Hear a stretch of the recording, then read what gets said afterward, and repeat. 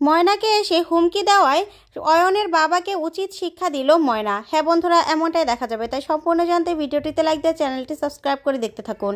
গল্পের শুরুতেই দেখা যাবে ময়না ময়নার বাবাকে বলতে থাকে, বাবা তুমি একদম চিন্তা করো না, আমি এবার হোস্টেলে থাকার একটা ব্যবস্থা ঠিক করে নেব।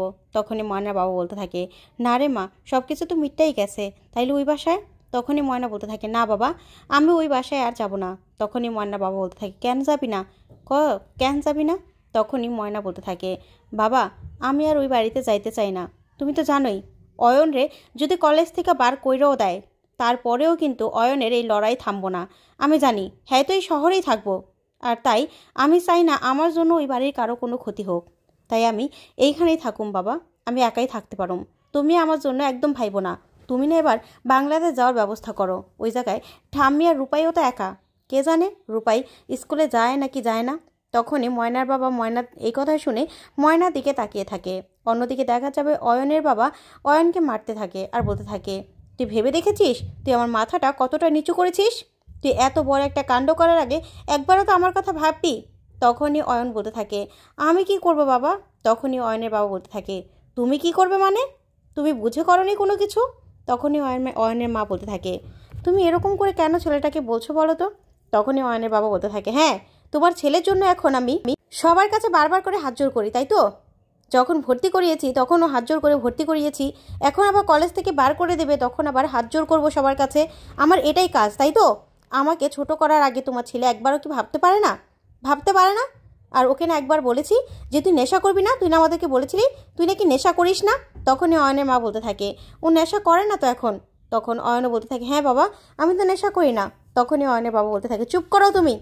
তুমি কি ভেবেছো তোমাকে আমি চিনি না? শোনো, তোমার ছেলে এখন এমন কিছু খায় যেটার গন্ধ নেই, বুঝতে পেরেছো? যেটার আমরা গন্ধ পাই না, তাই বুঝতেও পারি না। তখনই গুঞ্জা অয়নের পাশে এসে দাঁড়ায়। তারপরে অয়নের বাবা বলতে থাকে, এত বড় একটা কাণ্ড করার আগে একবার তো তুমি আমাদের কথা ভাববে। এত বড় একটা কাণ্ড কি করে করলে, তুমি কি করে করলে? তখনই গুঞ্জা বলতে থাকে, দেখো কাকুমণি, তোমার এত ক্ষমতা, তারপরেও তোমার ছেলেকে কেউ রাস্টিকেট করে বের করে দেবে, সেটা তুমি হতে দেবে বলো তো?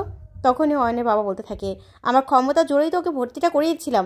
এখন তো কথায় কথায় মানুষ আমাকে এজন্যই বলে যে বাবার ক্ষমতার জোরে ও ভর্তি হতে পেরেছে। এখন কি আবার সেই ক্ষমতার জোরে আবার আমি সবার কাছে হাত জোড় করবো? তখন গুঞ্জা বলতে থাকে, না কাকুমণি, আসলে ওই মেয়েটা তো গ্রামের, সেই জন্যই না ও খেয়ে ঠিক থাকতে পারেনি। আসলে ওই অয়ন না একটু র্যাগিং করে ফেলেছিল, তাই ও না উল্টোপাল্টা যে এরকম কাণ্ড করবে সেটা তো আর অয়ন বুঝতে পারেনি। এবারের মতো ওকে ক্ষমা করে দাও। তখনই অয়নের বাবা বলতে থাকে, আমি ক্ষমা করলে কি হবে? ওকে তো আর কলেজ কমিটির মানুষজন ওকে ক্ষমা করবে না, আর ওই মেয়েটাও তো ক্ষমা করবে না। তখনই গুঞ্জা বলতে থাকে, কাকুমণি তুমি বরং ওই ময়নাকে গিয়ে বুঝাও, ময়নার সঙ্গে কথা বলো। একটু শাসালে তোমার ক্ষমতা প্রয়োগ করলে অবশ্যই ময়না বুঝতে পারবে। কারণ ওই মেয়েটা তো গ্রামের, ওর এখানে কে আছে? কেউ নেই তো। তখনই অয়নের বাবা এই কথা শুনে অবাক হয়ে যায়। তখন গুঞ্জা কি করতে হবে সবটা বলে দেয়। তারপরে অয়ন বলতে থাকে, হ্যাঁ বাবা আমারও ভুল হয়ে গেছে, প্লিজ তুমি এবারের মতো আমাকে ক্ষমা করে দাও। তারপরে দেখা যাবে তার পরের দিন সকালবেলায় ময়না আর ময়নার বাবা পুজো দিতে যায়। তখন পুজো দিয়ে ফেরার সময় সেখানে অয়নের বাবা সামনে গাড়ি রেখে তারপরে দাঁড়ায়। তখনই ময়না বলতে থাকে, আপনি কে? হ্যাঁ, আপনি আমাদের সামনে এরকম করে পথ আগলায় কেন দাঁড়াইলেন? তখনই অয়নের বাবা বলতে থাকে, আমি কে সেটা তুমি জানো? তখনই ময়না বলতে থাকে, আমি তো জানি না, সেই জন্যই তো আপনারা কইতাছি, আপনি কে? আমাদের পথ আগলায় দাঁড়াইলেন কেন? তখনই অয়নের বাবা বলতে থাকে, দেখো ধানসিঁড়ি, তোমার সঙ্গে আমার কথা আছে, গাড়ির ভিতরে এসে বসো। তখনই ময়না বলতে থাকে, না আমরা কেন আপনার গাড়ির ভিতরে গিয়ে বসবো? আপনার আমগুলোকে কথা আছে, কিন্তু আমার তো আপনার লগে কোনো কথা নাই, তাই আপনার কথা থাকলে আপনি এখানে এসে দাঁড়াইবেন। তখন অয়নের বাবা এই কথা শুনে অবাক হয়ে যায়। তারপরেই বলতে থাকে, আমি সায়ন রায়, অয়নের বাবা। এবার চিনতে পেরেছো? এবার বুঝতে পেরেছো তো? তখন ময়না বলতে থাকে, বুঝতে পেরেছি। তখন অয়নের বাবা বলতে থাকে, এবার এবার তোমরা দুজন ভিতরে এসে বসো, তোমাদের সঙ্গে কথা আছে। তখন ময়না বলতে থাকে, না আমরা ভিতরে যাবো না, আপনার কথা থাকলে আপনি এখানে আইসা তারপর কথা কইবেন।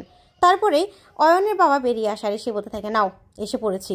শোনো ধানসিঁড়ি, তুমি অয়নের বিরুদ্ধে যা কমপ্লেন করেছিলে সব তুলে নেবে কলেজ গিয়ে, সব কিছু বলবে যে না অয়নের বিরুদ্ধে তোমার কোনো কমপ্লেন নেই, ও যা সাজা পাওয়ার পেয়ে গেছে, বুঝতে পেরেছো? তখন এই কথাতে ময়না বলতে থাকে, ও আচ্ছা, কেন আমরা কমপ্লেন খান তুলে নেবো? তখনই অয়নের বাবা বলতে থাকে, আমি বলেছি তাই? তুমি তো জানো না আমার কত ক্ষমতা এখানে। তাই তোমরা তো এখানে তোমাদের পাশে দাঁড়ানোর মতো কেউ নেই। তোমাদের এখানে না পরিচিত আছে, না তোমরা এখানকার। তাই তোমাদের সঙ্গে কি হতে পারে তোমরা কিন্তু জানো না। তখনই ময়না চুপ করে দাঁড়িয়ে থাকে। তারপরে ময়নার বাবা অয়নের বাবাকে বলতে থাকে, আপনি আমাদের শাসাইতেছেন কেন? আমার মাইয়ারে আপনি এরকম করে শাসাইতেছেন কেন? তখনই অয়নের বাবা বলতে থাকে, শুনুন, আমি না শাসাচ্ছি না, আমি আপনাদেরকে সাবধান করছি। আপনার মেয়েকে বুঝান, ওকে অয়নের বিরুদ্ধে যত কমপ্লেন আছে সব তুলে নিতে বলুন, বুঝতে পেরেছেন? ওকে না হলে কলেজ থেকে তো বের করে দেবে। তখন ময়না বলতে থাকে, ওকে তো বের করে দেওয়াই উচিত। ওর এত বড় সাহস হয় কি করে আরেকজনের জীবন নিয়ে ছেলে খেলা খেলা? তখনই ময়নার বাবা বলতে থাকে, শোনেন, আপনার ছেলের বিপদ আপনার ছেলে নিজে ডাইকা আনছে। তখনই অয়নের বাবা বলতে থাকে, শোনেন, বিপদ ডাইকা আনছে তো কি হয়েছে? আমার ক্ষমতা আপনি জানেন না, আমার ক্ষমতা সম্পর্কে আপনাদের কোনো ধারণা নেই। তখনই ময়না বলতে থাকে, জানেন তো, এতদিন না অয়নের বাবা মার জন্য আমার খুব কষ্ট হইতো যে তার ছেলে এরকম করে, তার বাবা মা জানতে পারলে কেমন হইব। কিন্তু এখন না আপনারই দেখা আমার অয়নের জন্য মায়া হইতেছে, কারণ আপনারাই এরকম, তাইলে অয়ন তো এরকম হইবই। অয়ন না আপনার মতো হয়েছে। তখনই অয়নের বাবা পুরো চমকে যায়, বলতে থাকে, ধানসিঁড়ি। তখন ময়না বলতে থাকে, একদম গলা চিল্লায় কথা কইবেন না। আপনি শাসানোর সাহস পান কি করে? আপনি আমার বাবারা শাসাইতেছেন? আপনার এত বড় সাহস কেন? কইলেন না যে এখানে আমাকে কেউ নাই? শোনেন, আমার পিছনে না দাঁড়ানোর মতো অনেক মানুষ আছে, বুঝতে পারছেন? আর আপনি যে কাজটা করছেন না, সেটা কিন্তু একদম ঠিক করলেন না। ওরে বের করে দেখ, আমি তো আপনার কথা শুনুমি না। কারণ আপনি যদি আমারে অনুরোধ করে কইতেন না, তাইলে আমি ভাইবা দেখতাম। তখনই অনেক বাবু বলতে থাকে, দেখো ধানসিঁড়ি, যা হওয়া তো হয়ে গেছে, মিটেও গেছে, এখন এগুলো করার কোনো দরকার আছে? ও জীবনের ব্যাপার। তখন ময়না বলতে থাকে, শুনুন, এখন না মুখোশ পাল্টিয়ে কোনো লাভ নেই। আপনার ভুল পাল্টানো আমি বুঝে গেছি, তাই আপনার আসল রূপটা আমি দেখেছি, তাই কিচ্ছু করার নেই। তখনই অয়নের বাবা বলতে থাকে, দেখো, আমি যেটা বললাম সেটা তো শুনলে না, ঠিক আছে, এবার দেখো তোমাদের কি অবস্থা হবে, তুমি শুধু দেখো। এই বলে অয়নের বাবা তখন চলে যায়। তখনই ময়না বাবা বলতে থাকে, ময়না মা, চল হোস্টেলে চল, এবার তো কলেজে যেতে হইব। তখন ময়না বলতে থাকে, না বাবা, এখন আমি হোটেলে যাবো না, এখন আমি আরেক জায়গায় যাবো, থানায়। তারপরে থানায় গিয়ে বড়বাবুকে যখন ময়না সবটা খুলে বলে, তখন বড়বাবু বলতে থাকে, কি বলছো তুমি? এটা তো একটা ক্রাইম। তখন ময়না বলতে থাকে, হ্যাঁ, একটা ক্রাইম, সেজন্য তো আপনারা কইতে আইছি। তারপরেই বড়বাবু বলতে থাকে, আচ্ছা ঠিক আছে, তুমি বরং এটাতে একটা ডায়েরি করো তো, আমি তারপরে সবটা দেখছি। তারপরে ময়না সুন্দর করে সব কমপ্লেনটা করে। তখনই বড়বাবু ছেলের বাবার নামটা দেখে পুরো চমকে যায়, বলতে থাকে, সায়ন রায়। তখন ময়না বলতে থাকে, হ্যাঁ, অয়নের বাবার নাম সায়ন রায়, উনিই তো সকালে আমাকে আইসা শাসাইলো, ধমকাইলো। তখনই বড়বাবু বলতে থাকে, দেখো ধানসিঁড়ি, যা হওয়া তো হয়ে গেছে, কলেজ কর্তৃপক্ষ তো ওকে শাস্তি দিচ্ছে, তাহলে? তখনই ময়না বলতে থাকে, না, ওনার যে ক্ষমতা, তাতে তো আমার বুঝ হয়ে গেছে যে উনি ওনার ক্ষমতা প্রয়োগ করব। আর উনি যে কলেজ থেকে ওনার সেলের বাইরে দিতে দিব না, সেটা আমি জানি। তাই আমি চাই আপনারা ওকে শাস্তি দেন।